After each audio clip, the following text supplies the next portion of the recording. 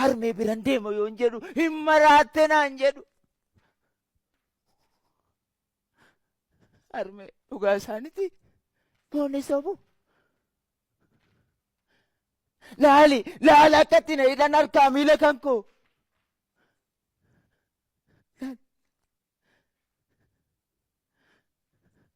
Harmee laali akkatti na hidhan.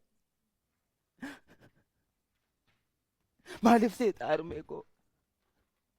Harmeen kee du'a kan kee duute naan jedhu harmee dhugaa isaaniiti. Harmee koo dhugaa isaaniiti. Sobanii miti ati harmee. Hinduunee miti ati harmee koo. Hinduunee miti. Maaliif na jalaa callifte harmee koo? Narraa niitu atis. Narraa niitu harmee. Maaliif na jalaa callifte? Harmee koo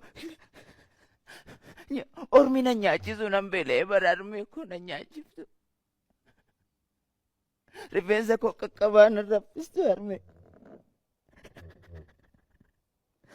Harmee. Hafuura kee hawwee bara ammattee morma jala nan kaawwattu harmee. Maaliif natti calliftu? Harmee. Maaliif natti calliftu?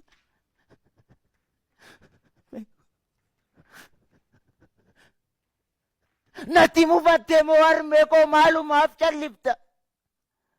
Moo dhugaa kee boqattee harmee koo ana kophaa dhiifta? Akkamitti? Ormi soba akkamitti harmee? Akkamitti? Ati bara harmee koo ifa har'aa kanaaf oromummaa ammaa kanaaf harmee koo.